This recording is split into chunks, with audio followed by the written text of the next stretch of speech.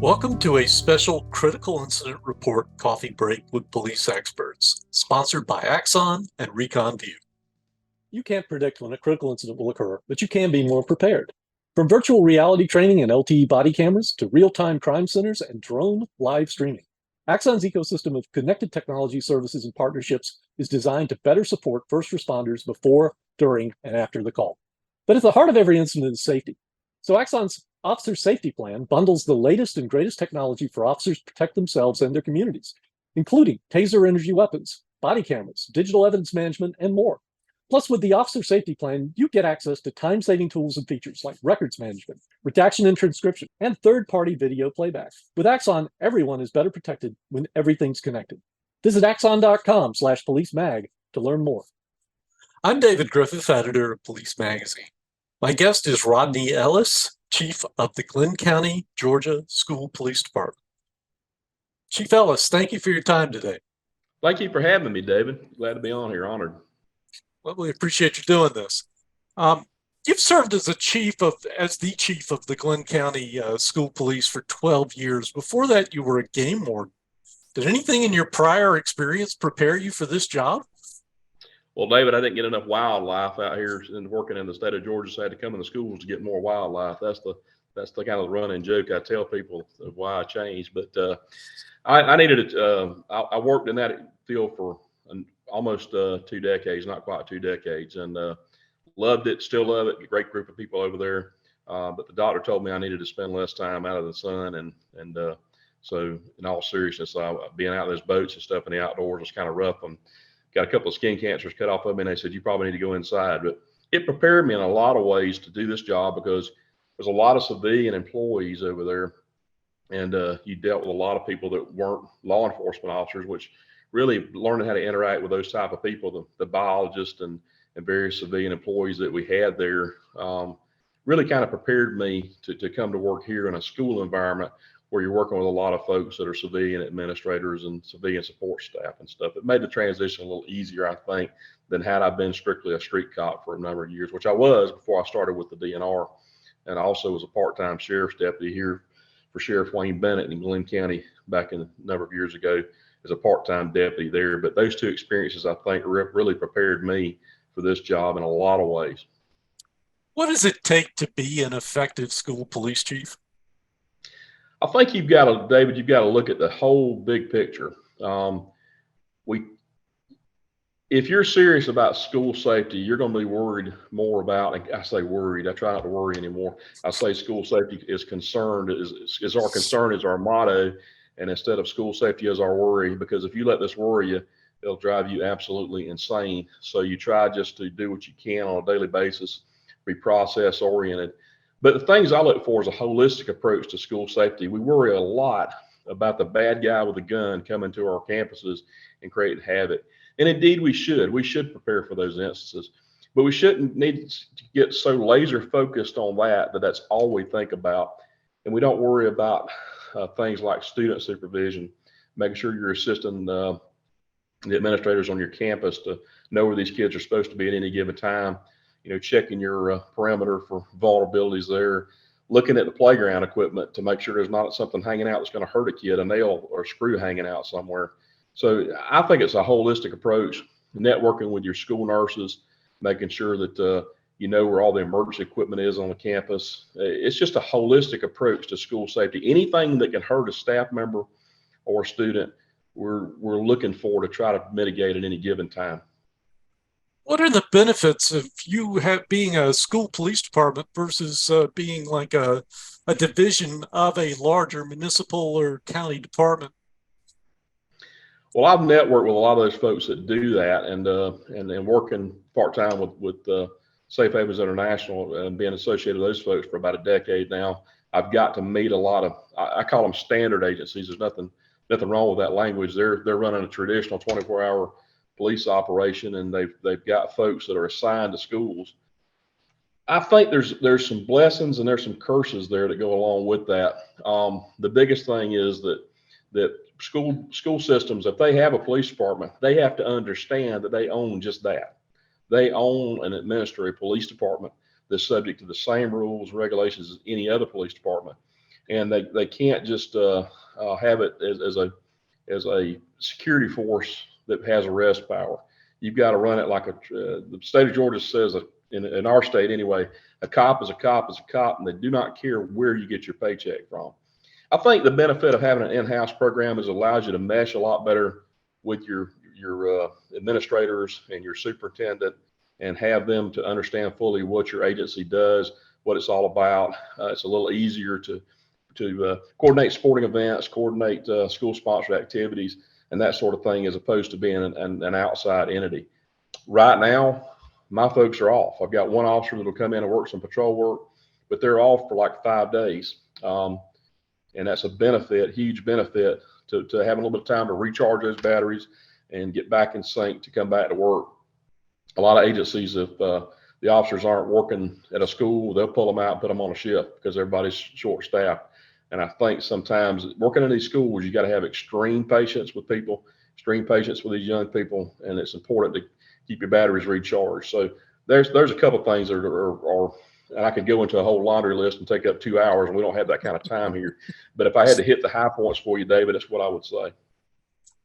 Thank you. I want to note here that we're doing this on Thanksgiving week of 2022. This could be on the website for quite a while. But anyway, all right. What's your department's relationship with the other agencies in your area? It's very good, and I'm proud of that. It took me a while to get that done, even though coming from a local and state background here and having the connections I did certainly didn't hurt when I stepped into this position a number of years ago. The former chief, when I actually was looking to get back into law enforcement work, I had left the DNR to go into the private sector.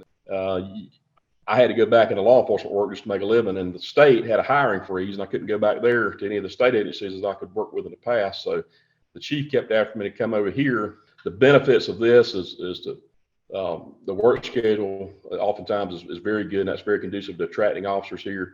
But they have to understand they've got ball games and that sort of thing to work in amongst the various things that they've got to do. And sometimes we network with these other agencies to be able to provide officers to work these events. But my relationship with the sheriff, the chiefs here, the other standard agency chiefs, the college chief here are excellent. I host a breakfast every Friday morning when I can.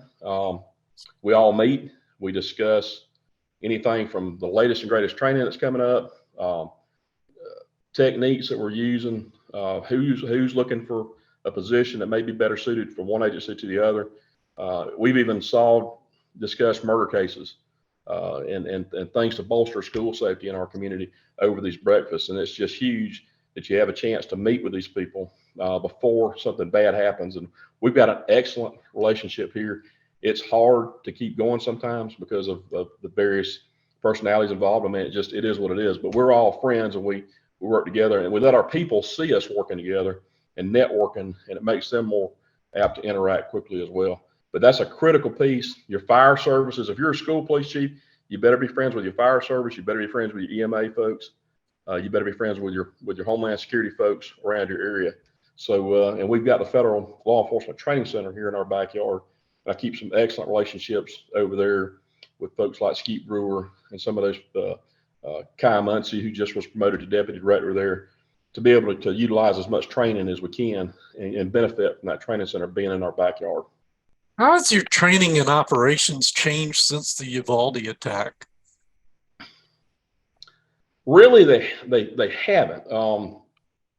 We use the FLETC model, the DHS FLETC model, and I've been trained in alert. Dr. Blair, we had some good conversation with the other day during our webinar that we did here. A lot of the programs are basically the same.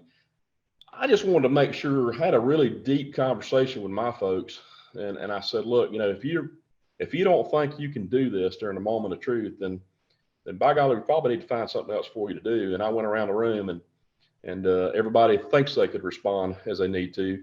I think the biggest thing is conditioning of your officers.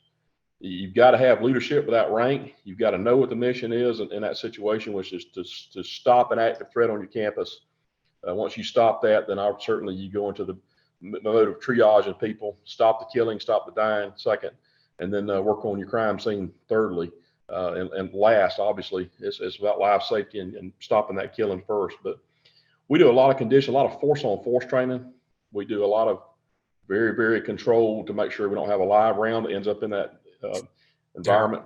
And even to the point of using metal detectors before you go in there. And I oftentimes will have somebody from the FLETC come in and just evaluate our process and to be a safety officer here when we do that. We do it a lot of times after evening hours in one of our high schools, and we make sure we deconflict with our local agencies. Hey, we're training, nothing's going on. If you get a call about a lot of police activity, it's us. We make sure the fire department knows we deconflict well beforehand. We deconflict with that building, make sure nobody's going to come around the corner and see a cop running around there with a gun in their hand and just absolutely freak out, or be working in their office and hear shots fired down the hall. We deconflict so everybody knows what we're doing. Then we have a safety officer there that's actually armed, that's not participating in any of the scenarios, just in a full uniform, who stays in a separate area to make sure nobody enters that sanitized venue, if you will, of where we're training. But we do a lot of training and conditioning to where we hope it's automatic for our officers, and we try to train at least twice a year, if not once a quarter, on this stuff, where we're putting them through live scenarios where they condition to handle those situations. Some training we do is chaotic. We get role players to run up and down the hall, scream and holler and clinging to the officers. We have some that are just completely quiet, where there's no fire alarms going off. We do it both ways, because you never know what to expect in a situation like that. I remember reading that was one of the big problems at Columbine, was the fire alarms were going off. There was so much noise, and nobody could hear themselves, so it makes a lot of sense to practice that type of environment. Yeah, I mean, we do it both ways. We do it with a lot of distractions in the background, a lot of just people running about the building, screaming and hollering, a lot of shots being fired, to one or two shots every now and then, and be in the building just quiet otherwise. I wanted to be ready for any eventuality and not be conditioned to just one. Well, as you mentioned, school safety is about a lot more than active shooters. You're in an area that obviously has hurricanes on coastal Georgia, but that's probably not a major concern when kids are actually in school in September and October, I guess. But what about tornadoes, flooding, any of those kinds of issues that could arise in your area? You got to be a pretty good emergency manager, in my opinion, to do this job, because and some school districts are different. The police department doesn't do any kind of emergency planning and that sort of stuff. They have a completely different department that handles that.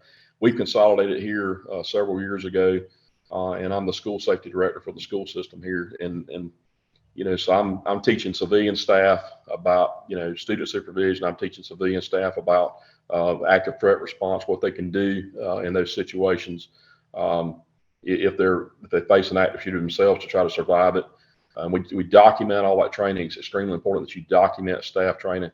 In the state of Georgia, and I don't know about other states who'll be listening to this, but the state of Georgia prescribes that you have certain types of training you have to put out there to staff. And we do some of that through electronic means with like Safe Schools, which is an online platform.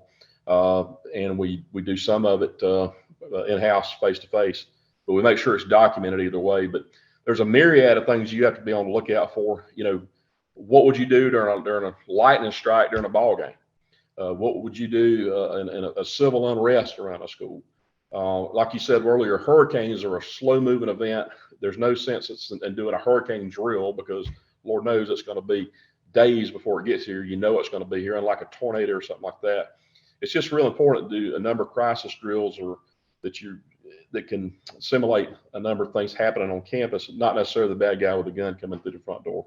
Reverse evacuations, getting those kids off the playgrounds in a rapid fashion if something happens on the outside, and make it a game to them where they're not scared to death when you do it. Don't run, but just as fast as we can get there and walk in a straight line, we're going to get in this building, and count that as a drill. Evaluate it, look at different ways to do it better. Make sure staff understands the importance of being able to communicate out on a playground with what's going on the inside, so that they know they need to come in. So we try to do that, and I'm fortunate, I'm lucky, I'm blessed, and let me tell you, it has been wailing and gnashing of teeth to make it happen. Even though Glynn County is the 7th most wealthiest county in the state of Georgia out of 159, we've had to do a lot of politicking.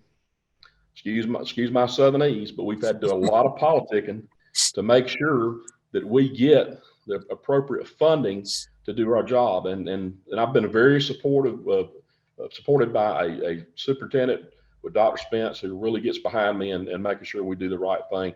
We've got an officer in every school, which is a luxury some folks don't have. And we're real fortunate for that.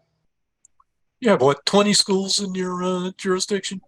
There's 22 sites that we're responsible for public safety for. 22 and most sites. of them are elementary schools, right? I mean, most people think school police, they think high school, but it's really.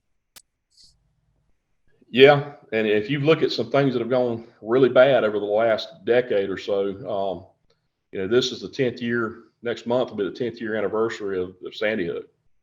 And, nobody really thought much about having a cop in an elementary school until that event. And then Lord, Uvalde happened. That's your most vulnerable population. But I submit to you that domestic disputes, custody disputes that come to those schools, the various things that'll break out at a grandparents' day, having cops in your schools at all levels is beneficial, not just for your middle and high schools. If you can have them at all levels, it's pretty important. We've been able to demonstrate that and the importance of it and keep them staffed. Thank you, Chief, and a special thanks to Axon and Recon View for sponsoring this discussion.